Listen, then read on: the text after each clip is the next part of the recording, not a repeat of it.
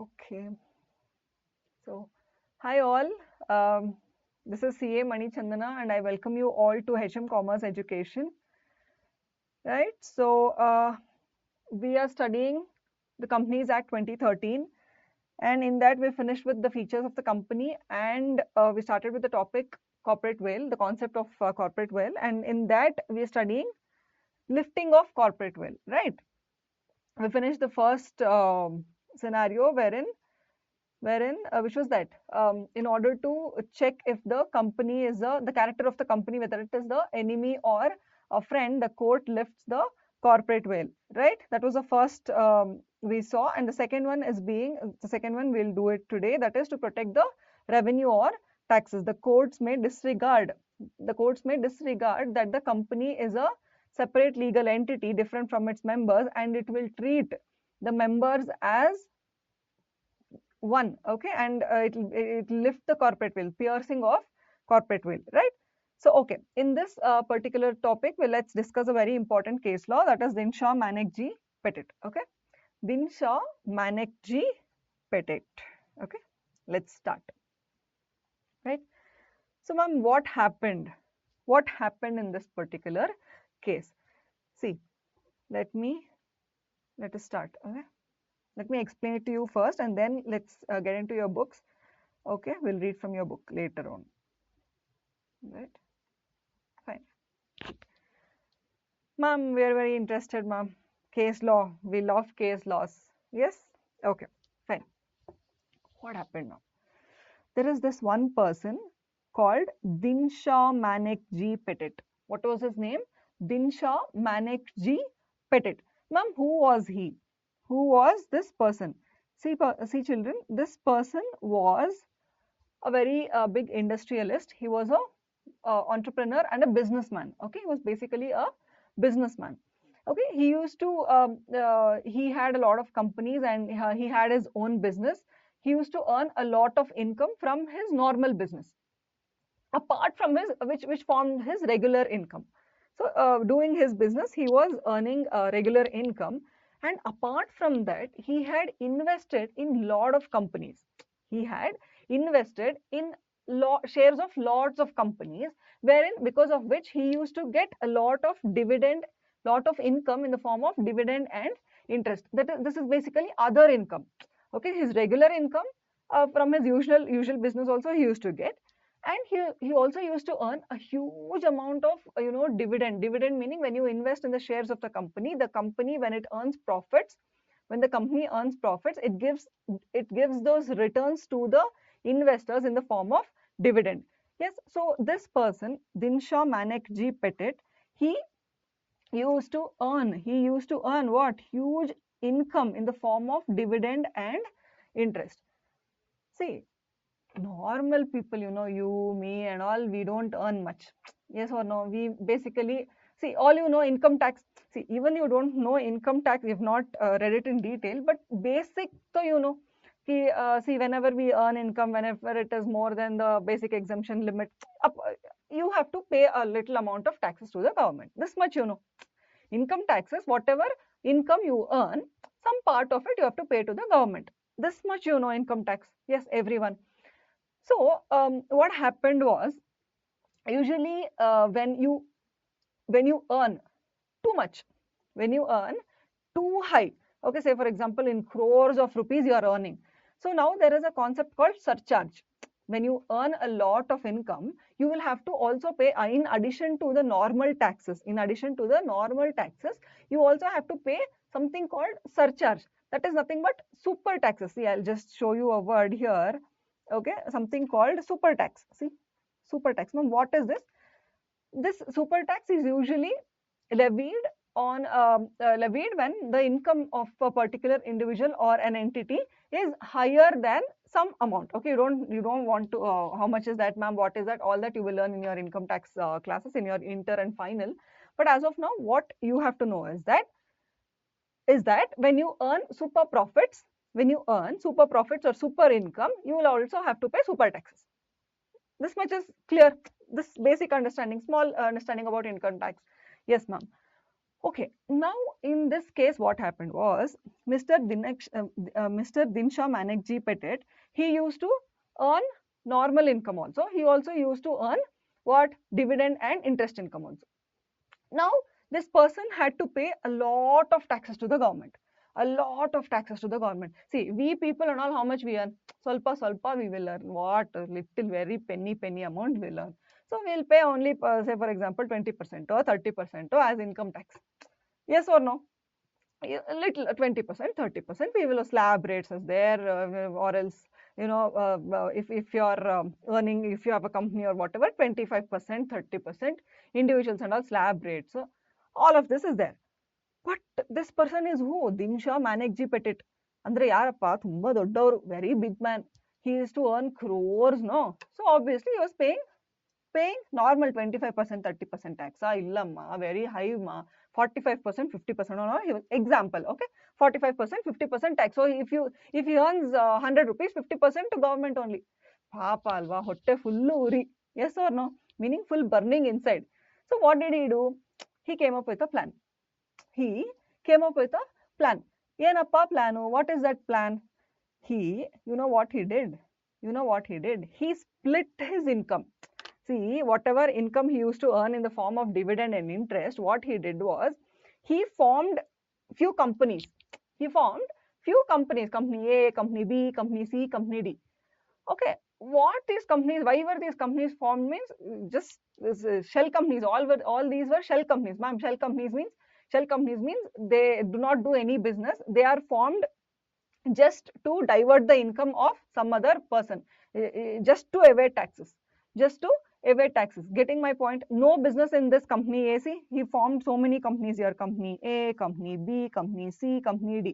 Okay, all of these companies, they were not doing any business. Apart, what was the main intention of creating these companies were to transfer whatever the income he used to earn in the form of dividend and interest, no, from the shares he held in as investment in other companies. So those shares were transferred to these company A, B, C, D, etc. Getting my point? Okay, ma'am. What happened? See, he transferred his investment. He transferred his shares as investment in these companies. He transferred all of the shares whichever he held in other companies, no, from which he used to get income or dividend or interest. He transferred it to these shell companies. Okay, now what happened? Think. Now what would have happened? All of before transferring the shares to this company, what used to happen? All of the income would be assessed to tax, in the name of Dinshaw Manekji Petit. In the name of Dinshaw Manekji Petit, where he had to pay super taxes. Meaning higher rate of taxes along with surcharge, cessu, ella serse. It was very high. So now what he did, because he transferred the shares, because he transferred the investment into these companies, these shell companies, what happened now was the income from those shares, were assessed to tax in the name of these companies, So say for example, company had some shares, company B had some other shares. So company C had, say for example, Mr. Dinshaw Manekji Petit used to earn dividend and interest from say for example, just for your easy understanding, from TCS, from Infosys, okay, from Tata, say for example, Tata Motors, okay, all of not actually these companies, but say for example, and Reliance, okay.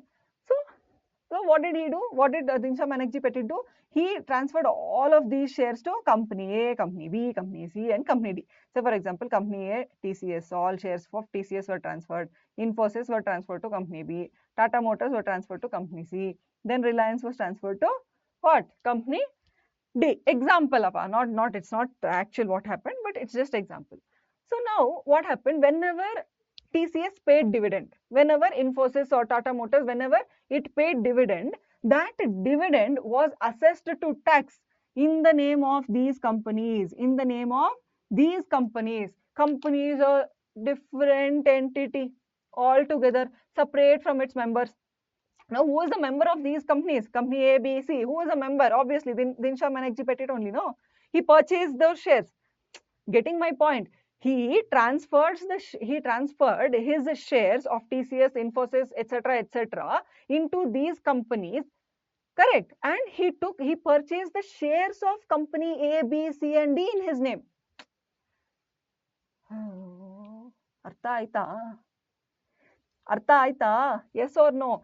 See, he transferred his investment in TCS, Infosys, Tata Motors, Reliance to these companies, and he purchased the ownership of company A, B, C, and D. He purchased the ownership of A, B, C, and D. Getting it? Right? Basically, now who is the owner of A, B, C, and D? Mr. Dinshaw Manekji Petit. Getting it? Right? Okay, ma'am. Now what happened? Now the whatever the dividend income was assessed to tax in the name of company A, B, C, and D. Now this will pay normal rate of return, no, normal rate of income tax, say 25% or 30%. Getting it? So he saved that extra super taxes, super income tax, whatever it used to be charged in this particular person's name. Now he is not paying that additional income tax. Getting it? Getting it? The case law you understood? Yes. Now what would have happened? Now what would have happened? What did the court decide?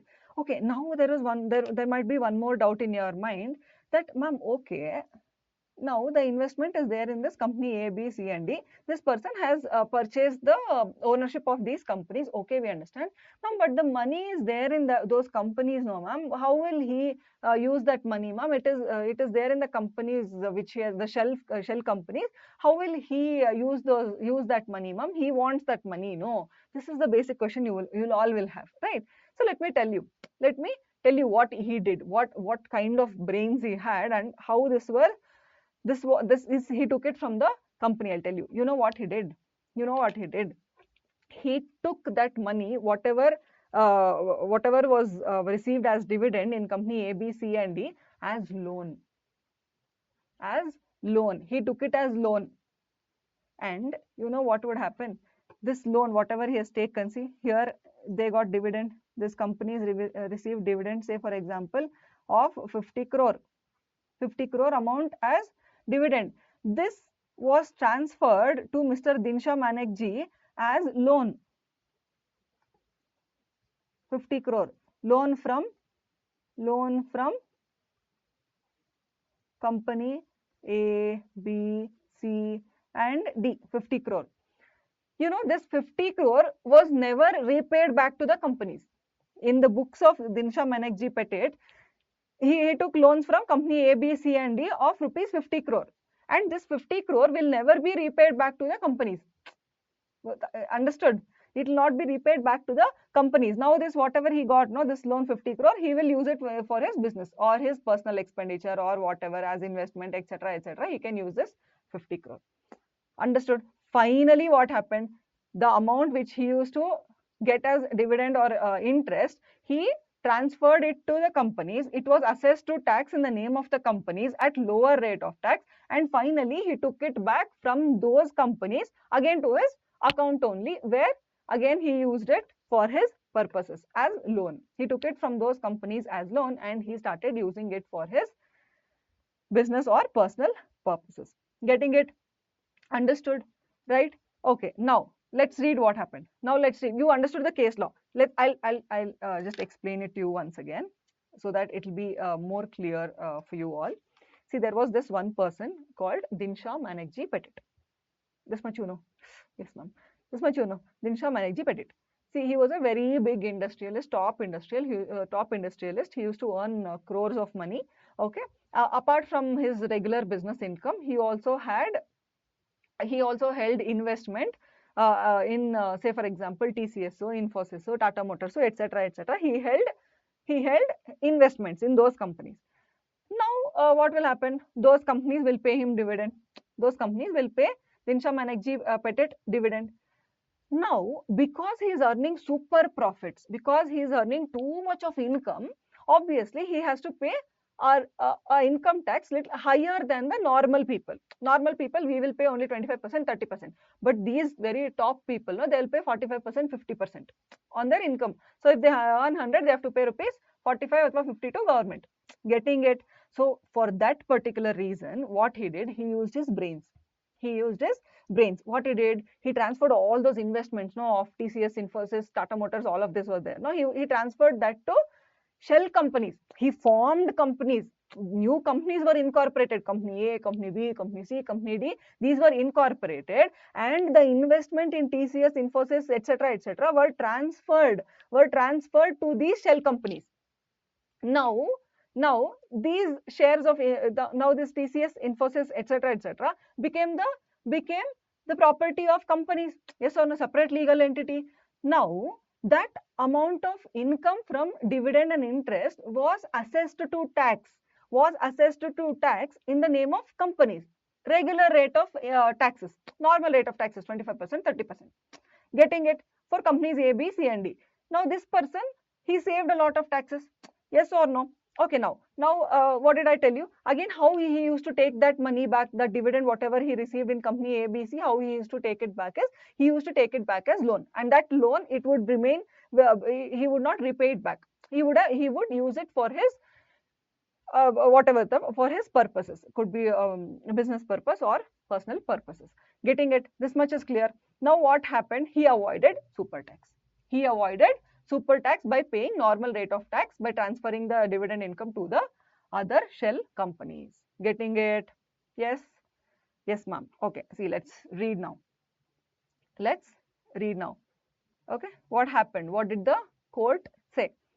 See, the court decided that the private companies were a sham and the corporate will was lifted to decide the real owner of income. Now tell me, who is the real owner of income? Mr. Dinshaw Manekji only. No, he just formed those companies in order to avoid super tax. Or else, first also it used to come in his bank account only. Now it is going here and getting assessed to tax here and again coming to his bank account only. Now who is the real owner? He himself is the real owner. Yes or no? That is what the court is telling. The companies were created solely meaning only for that one particular purpose, to receive dividends and interest and hand them over to the assessee as pretended loans, as though it was a loan, which would never be repaid back to the companies.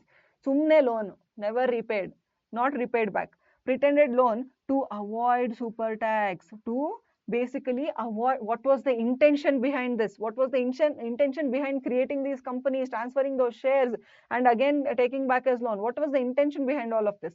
Just to avoid super taxes, just for a loss to it. It is nothing but loss to the government. Yes or no? Yes. Okay, the court held that the company was not a genuine company. Very important. The court held that the company was not a genuine company and it was formed by the assessee just for tax evasion. See, when a company is formed, a shell company, you call them as shell companies. These are not genuine companies. Basically, there is no business involved in these companies. There are no transactions involved in these companies. It's just formed only for tax evasion. The main purpose of creating these companies are just to avoid taxes. Okay. See, the assessee was assessed to pay super tax. What happened? The court asked to pay super taxes for this particular person, that is Dinshaw Manekji Petit. Okay, deeming that the income of all the companies were the income of the assessee himself and that the loans provided to him were not genuine. Clear? Everyone, Dinshaw Manekji Petit. Okay, let's read now. Let's read whatever is there in your book. Okay, come to page number 460. See, in Dinshaw Manekji Petit, it was held that the company was not a genuine company. Important, was not a genuine company and at all, but merely the assessee himself disguised under the legal.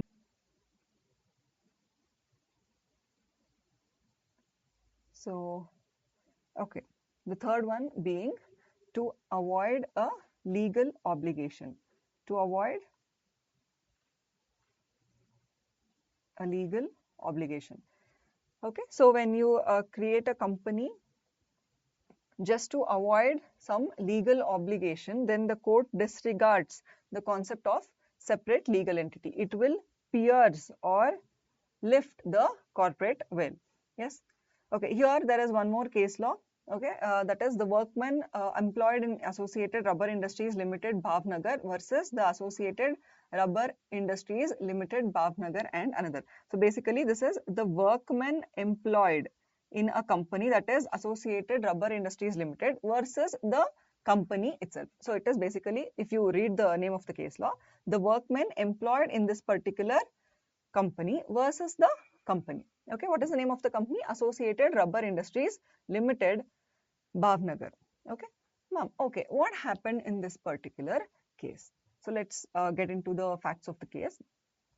Just listen to me carefully, and then we can read from your textbook. Okay.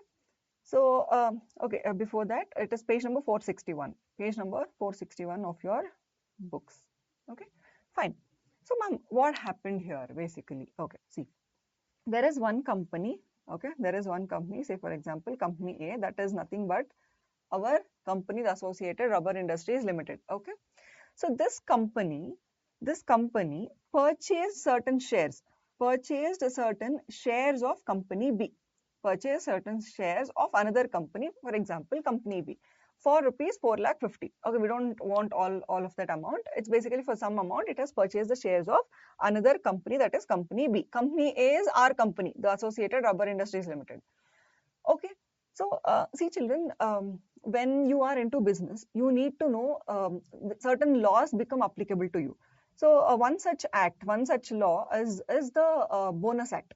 One such act is the Bonus Act. Now, what is this Bonus Act? You will study in your CA Inter, but what you need to know regarding this Bonus Act is, when the company makes profits, it has to pay a certain amount of bonus to its employees. Okay, and this bonus increases when your profits increase. The actual law, what are the provisions of the act, you don't have it right now, so I'm not going deep into it. It's actually 8.33% of the wages, and if the profits, you don't have to know all of it. The minimum wages act, and if your profits increase, your the bonus payable to employees also increase. But you don't need the provisions of Bonus Act because you don't have it in your CA foundation. But what you have to know is that when a company makes profits, and there is if the profit increases, the bonus payable to the workers also increase. This much you can understand. If profits increases, the bonus payable to the workers will also increase. Clear? Okay. Now what happened was, because this company, Associated Rubber Industries Limited, purchased certain shares of company B, what happened was, this company B started paying dividends. This company B started paying dividends. Yes, dividend form income. Yes, for company A, other income. See, company A obviously has its own income, and it also has the dividends which are paid by company B also in its financials, in its profit and loss. Now what happened? Because of that dividend which it received from the company B, the profits of company A increased. That is, the profits of Associated Rubber Industries increased. Because of which the amount payable as bonus to its employees also increased. Getting my point? Why did the profits of A increase? Because the profits of A Limited included dividend from B Limited. The profits of A Limited, that is our company, Associated Rubber Industries, included the dividend from B Limited, due to which bonus payable to workers increased. Now, Papa, this company A, that is our Associated A, company A meaning the Associated Rubber Industries. Ma'am, what is company A? Don't come back again. Company A meaning Associated Rubber Industries Limited. Okay. Now, what did these people do? See, company A here. What are these people doing? They're very much worried. Ayyo, ಏನಪ್ಪಾ ಹಿಂಗಾಗೋಯ್ತು. See, even though our company is not earning so much because of the dividend, because of the shares we have purchased in some other company, that company started paying dividend, and because of that dividend, our profits increased, and we will have to pay a bonus to the employees. What to do? What to do? These people are thinking, what to do? Yes. See, now what they did, they came up with a very brilliant idea. They came up with a very brilliant idea. See, this is our company, Associated Rubber Industries. Yes, see what it does. What it does is it transfers all the shares held by Associated Rubber Industries Limited in that B Limited were transferred to C Limited. What it did was, whatever shares it held in B Limited, no, it transferred all those shares to another company. Now, which is this another company? This new company was floated. New company, C Limited. See, a new company called C Limited, okay, was floated or was incorporated. It was incorporated by our Associated Rubber Industries Limited just for the purpose of what? Transferring the shares of B Limited to this C Limited. Getting my point? Yes, everyone. Ma'am, why ma'am? Why? Because it wanted to transfer those shares and also that dividend income to another company so that it could avoid payment of bonus to its employees. So that it could avoid the payment of bonus to its employees. Getting it? See, a new company was incorporated. A new company was incorporated, which was called C Limited, which was a wholly owned subsidiary of A Limited, meaning it was nothing but the company of A Limited only. Other Papu. It was its Papu. It was a wholly owned subsidiary, meaning you will learn what is a wholly owned subsidiary, meaning all the shares of A Limited, all the ownership of C Limited was held by A Limited. Basically, it was a Papu of A Limited. Papu meaning baby. It is a baby of A Limited. 100% wholly owned subsidiary meaning 100% subsidiary, meaning all of the ownership of this new company which was incorporated. Who was the owner, ma'am? A was the owner. A meaning Associated Rubber Industries Limited was the owner of C Limited. Okay. Now what did it do? It transferred all the shares of B Limited from which it was getting dividend to this new company C Limited. Getting it? Iವಾಗ ಏನಾಯ್ತು? What happened now? See, all the dividend which used to come and sit in the profit and loss account of A Limited now was transferred to profit and loss account of C Limited. Yes or no? C Limited, separate legal entity, new company. Yes, it is its own income. Nothing is related to, see, for me, I am A Limited. Now I am not earning any dividend. Yes or no? Now I will not pay bonus to my employees. Clear? See what brains? All CA brains. Yes or no? Okay, fine. See, now company C Limited now received all the dividend income from B Limited. Now it started receiving all the dividend income from B Limited. Now these these employees, they are so much worried. Employees, all these time, so much of bonus used to come and sit in their bank accounts. Now suddenly no bonus. Bonus stopped. These people are worried. Yo, ಏನಾಗೋಯ್ತಪ್ಪ ನಮ್ ಬೋನಸ್ಸೇ ಇಲ್ಲ. They got worried. And what they did, they found out a few of the employees found out that something like this has happened in the company. That is the reason why we are not getting our bonus. They went to court. See, what happened? Okay, we'll read this first. Okay, the dividend income did not find place in the profit and loss account of A Limited, due to which the surplus available for the purpose of payment of bonus to the workmen got reduced. So that is the reason why these employees went to court. They went to court. What did the court say? Obviously, what will the court tell? Obviously, no separate legal entity, ella illa amma, A Limited, C Limited, ella onde, no separate legal entity, nothing is there, everything is the same. You come and pay bonus to your employees. Getting it? Let's read. Yes, see, the Supreme Court brushed aside the separate existence of the subsidiary company.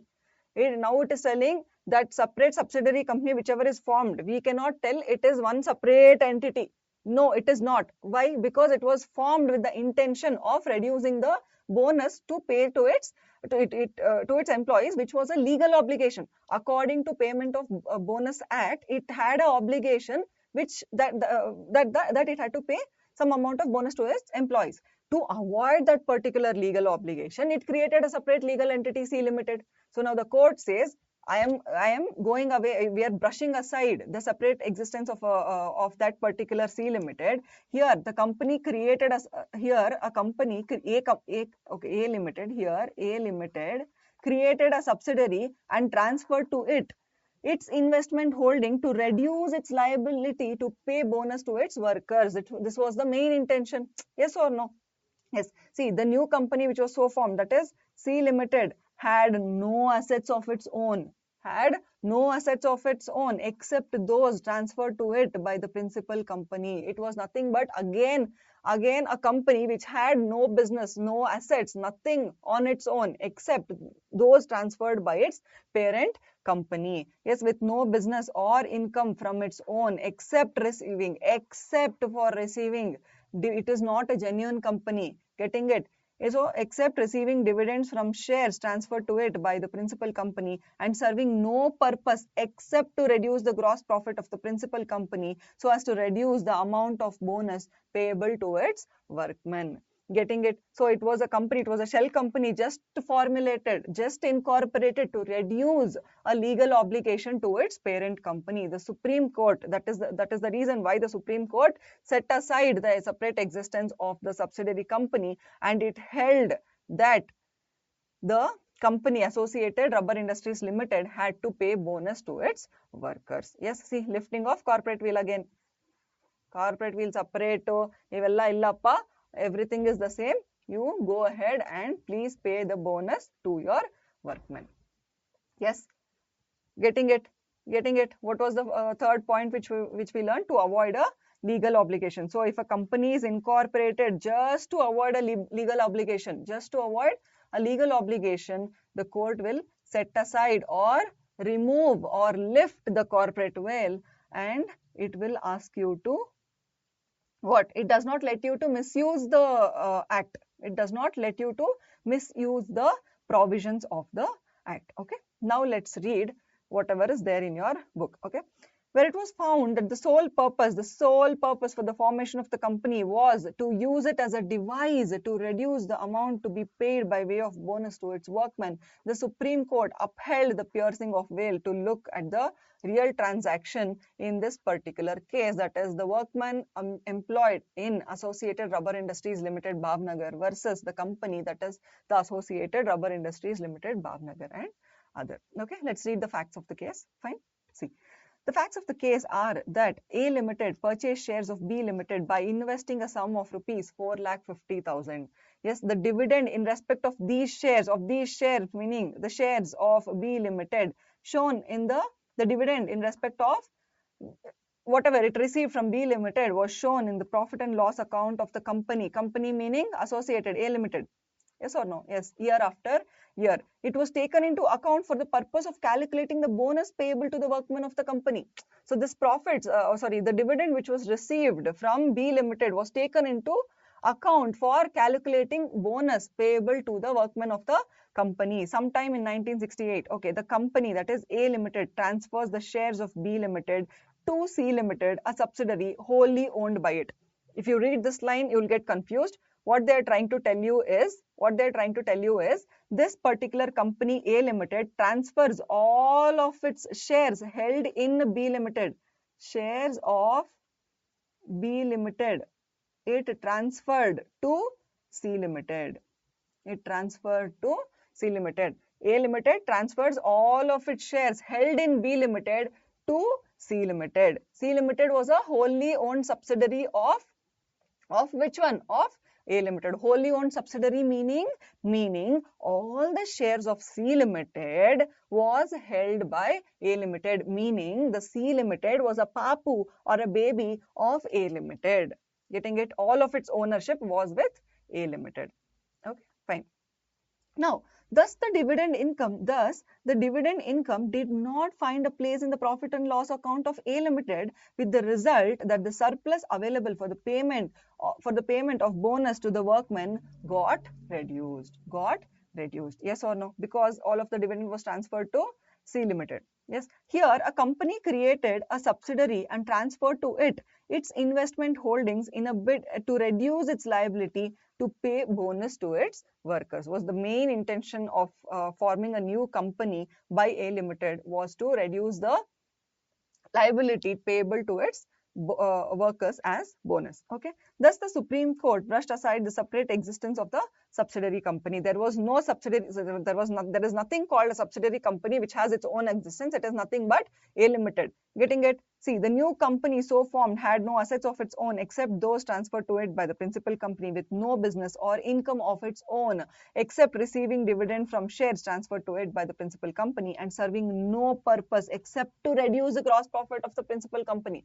There was no intention behind starting this particular company other than avoiding legal obligation. Yes, so as to reduce the amount paid as bonus to workmen. Getting it? Simple. Case law you understood? Yes, you understood. Easy, no? Very easy, no? Yes? Okay. Next, if you have understood this, let's go to the next point, that is formation of subsidiaries to act as agent. Formation of subsidiaries to act as agents. What is this? Let's discuss, children. Okay. See, there's a case law also here. First, let us okay, let's just read first. Okay. The company may sometimes be regarded as an agent or trustee of its members or of another company, and may therefore be deemed to have lost its individuality in favor of its principal.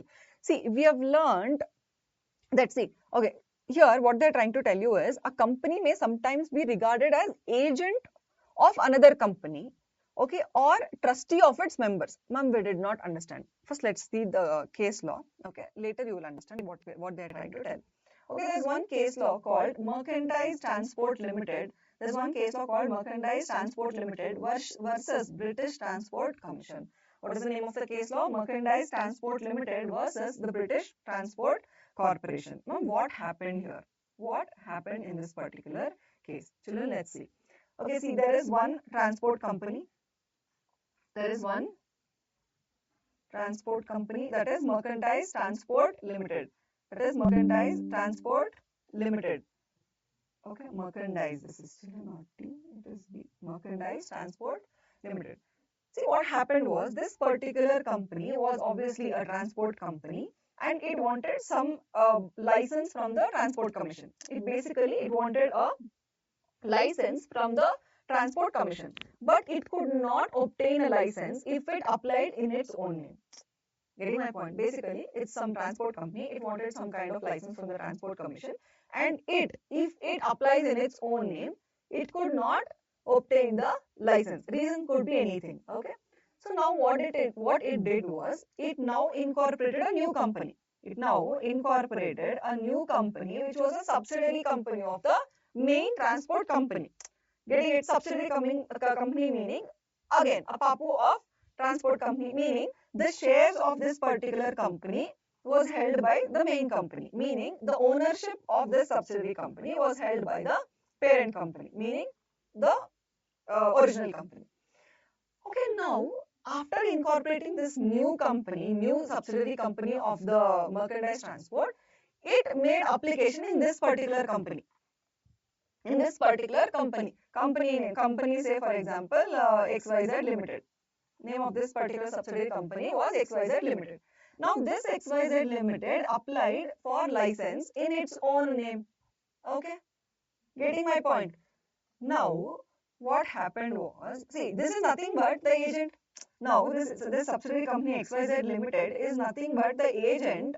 It is acting as an agent of its main company, that is Merchandise. Yes, because Merchandise could not apply in its own name, it formed a new company, and this new company is acting as a agent for the main company for applying for license. Getting my point? Yes. See, application for license was made in the name of subsidiary company. Now what happened? See, the court held that the parent and subsidiary company were one commercial unit. There is no separate legal entity. Though we tell company has its own individual identity, it can enter into contracts, it can enter into various things in its own name, it can purchase assets in its own name, it can apply for licenses in its own name. Yes, it can. But here, what is the basic intention of this particular company being created? What is the purpose? It is just to act as agent of the main company. Getting my point? It is acting as an agent of the main company for obtaining license.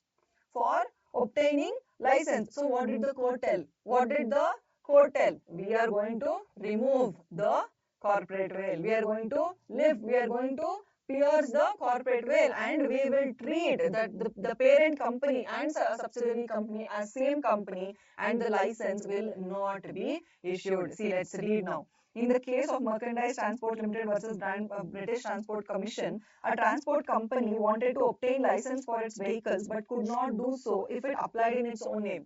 If it applied in its own name. So what did it do? It created or it formed a new company, a subsidiary company, and the application for license was made in the name of that subsidiary. Getting my point? What did they tell? The vehicles were to be transferred to the subsidiary company, held the parent and the subsidiary were one commercial unit, and applications for the license were rejected. It was rejected. Now let's go back. Now let's go back to the wordings. Okay, see? A company may sometimes be regarded as agent of another company. So read like this. A company may sometimes be regarded as an agent or of another company. Of another company, or you can read it like this. A company may sometimes be regarded as trustee of its members or of another company. Getting it?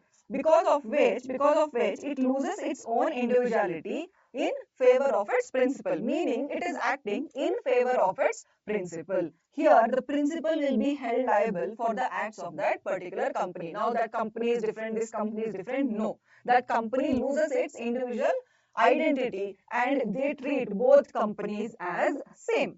Getting my point? Yes, because it is acting as an agent of the other company just to obtain some license or whatever. This example is license. It could be for anything. If it is formed just to act as an agent or just to act as a trustee for the other company or for the members, it will not. The court will lift the corporate veil. It will treat you. It does not. It will not treat you as a separate legal entity. Getting my point? Yes, simple, very simple. This point was very simple. Yes, the case law is also very simple. Understood? Yes. Yes, ma'am. You all understood, right? Yes, okay. Fine.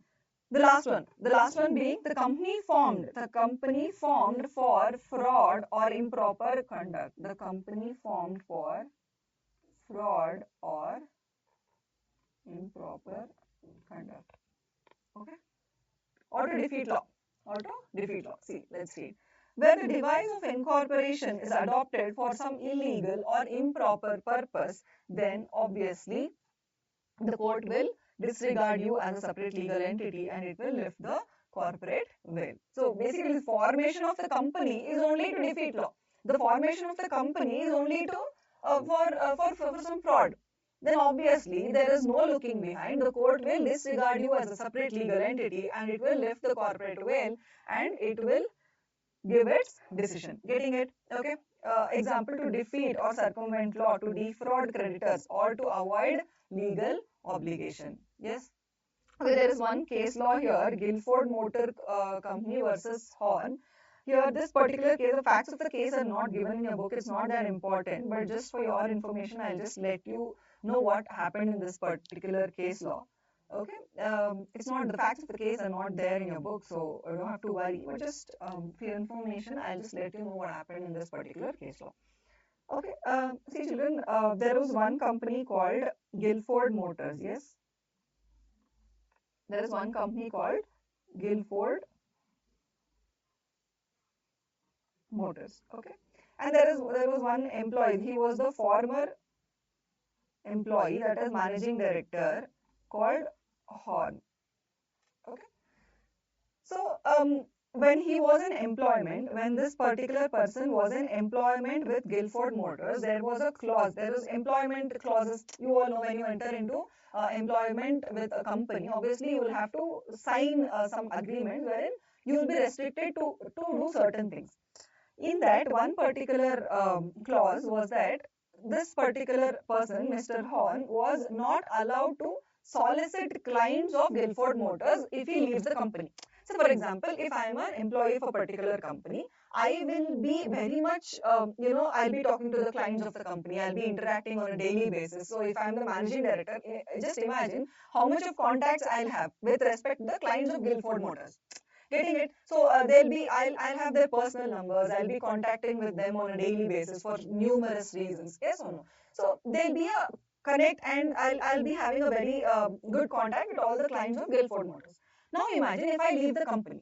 If I leave Guilford Motors and I leave the company. Now still I'll have contact of all the clients of Guilford Motors.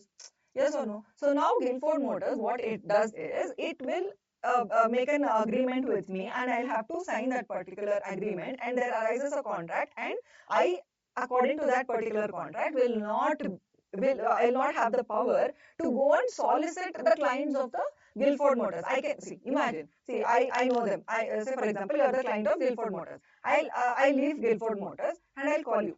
See, we'll do one thing. I have started my own business here. I'll provide you whatever the Guilford Motors, whatever it is providing, that particular services or goods at much cheaper price. Because I know the business. Yes, I am now starting a separate business, and I will solicit you. Hey, you come to me, no, I'll give you better price than that Guilford Motors. Getting my point? Okay, you come you come and do business with me. I will we look into it. I'll give you better prices. Obviously, you as a customer, what will you do? You will leave Guilford Motors and you will come to me. Yes or no? So, in order to prevent this, what does this Guilford Motors do? It will sign a contract with the employee, so that once they leave the employment, they should not go and solicit the clients. Solicit the clients of Guilford Motors. Now, what this person Horn did? Now, what this person Horn did? Okay, he will not solicit clients. He was not there in the company. He left the company. He was fired from the company, and he did not solicit the clients. Why? Because he had signed a contract.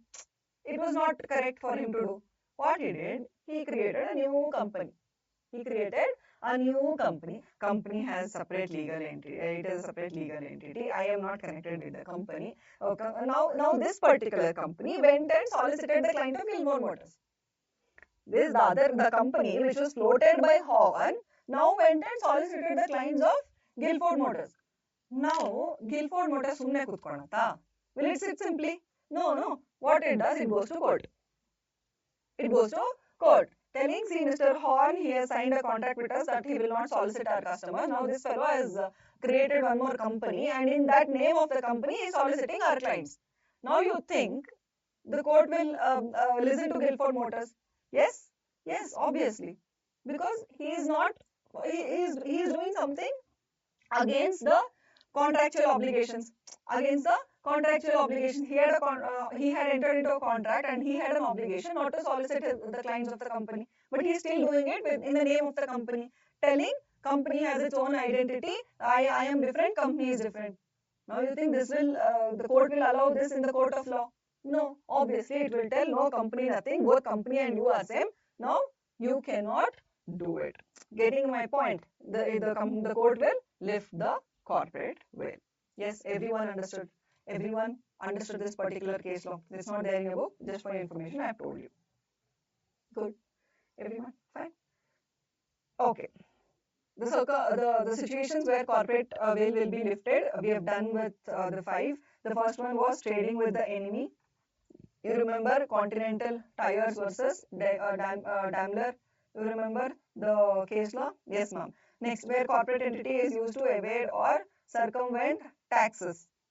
Next, where companies form other companies as their agents to where companies form other companies as their subsidiaries to act as their agents. Basically, the other company, that is the subsidiary company, is acting as agent of the main company. Getting it? Next, to avoid a legal obligation, or the device of incorporation is adopted for some illegal or improper purpose.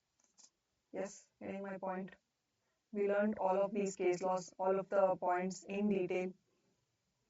I think you all are clear. Okay. Just want to show you where did this start. Okay, see, the first one, to determine the character of the company, whether it is check the character of the company, whether it is a enemy or friend. This is co-meaning company. Okay, which was the case law, Daimler Company Limited versus the Continental Tire and Rubber Company. Okay, this we learned. Second was to protect revenue or taxes. Here we saw Dinsha Manekji Petit, the case law. Okay, here, children, there was one more line which I think I did not tell you. Okay, in certain matters concerning law of taxes, duties, and stamps, particularly where question of the controlling interest is an issue. Okay, see, children, there is one case law called S. Berenson Limited versus Commissioner of Inland Revenue. This particular case law, children, you will not understand until and unless you know income tax. You know certain provisions of income tax. Income tax provisions you still don't know. See, if you are still, if you still want to learn this particular case law, this is anyways not there in your book. The facts of the case are not there in your book, so you can avoid this particular case law. But if you want to know about this case, you can first finish your IPCC inter. You can learn certain basics of your income taxes. Once you are aware of the provisions of the income taxes, then you can come back and revisit this particular case law. Getting my point? Because they're talking about controlling interest and all, and how basically this person, you will not understand, children. It's very difficult for you to understand without the knowledge of income tax. So that is the reason I have not taken. I could have explained the facts of the case, but you will not understand. It's just to complicate the matter. I'll have to tell you the facts of the case. So that is the reason I have not, explained that particular case law to you all. Okay, not that important also. Okay, fine. Next we saw Dinsha Manekji Petit. Okay, how he formed certain shell companies to avoid his taxes, super tax. Yes, you all remember. Next, to avoid legal obligation, we saw today the workmen employed in Associated Rubber Industries versus the Associated Rubber Industries Limited. Yes, the next point was formation of subsidiaries to act as agents of the main company to obtain licenses here. Merchandise Transport Limited versus British Transport Commission. Next, company formed for fraud or improper conduct or to defeat law. Here we saw Guilford Motors Company versus Horn. Okay, fine. Done. Okay, fine. So let's stop here and let's continue with the classes of companies under the Act in our next video. Okay.